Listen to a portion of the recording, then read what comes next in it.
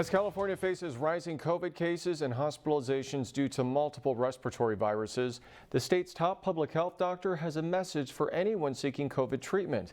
I spoke with California Surgeon General Dr. Diana Ramos. Dr. Ramos, first off, tell us why you think it is that COVID treatments are not utilized enough here in California. Well, oftentimes folks are not aware that there is COVID treatment, and more importantly, that it is accessible to them. So it's a matter of knowing the treatment is there, and for those folks who actually need it, the treatment is available. We have something here in California that is Sesame Care that folks can go online, get a virtual visit, talk to somebody and get the medication, and that's sesamecare.com/COVID-CA for that care. What types of specific treatments are available to people who have COVID?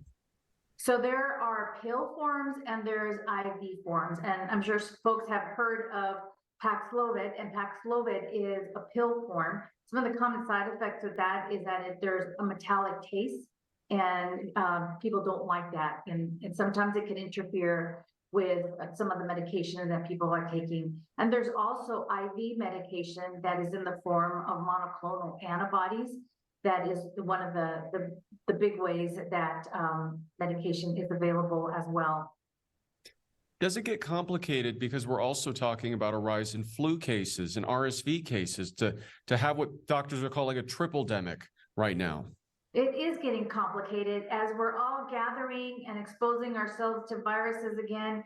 We have the flu going on, we have COVID that is still here with us, and we have the RSV. So yes, and the RSV is really important to remember that impacts more children and our seniors. So yes, all of this can get complicated, but know that there are free test kits that are now being made available, and that is simply by going on to covid.gov/test.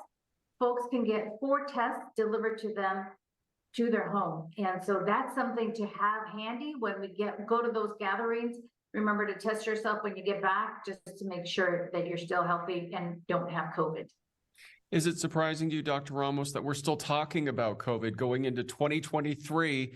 And do you anticipate that there might be another round of restrictions, like an indoor mask mandate again?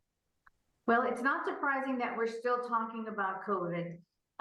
Like you said, it's going to stay with us. In terms of restrictions, you know, it's going to be for all of us to look to see what's happening before we start to mandate. But we have to remember that there are some simple public health activities that we can do, like hand washing, distancing, and yes, the masks do work. So even though they're not mandated, they can make a difference. And when they're worn correctly over your nose, you know, not just above your mouth, it can make a difference in decreasing the spread of the germs.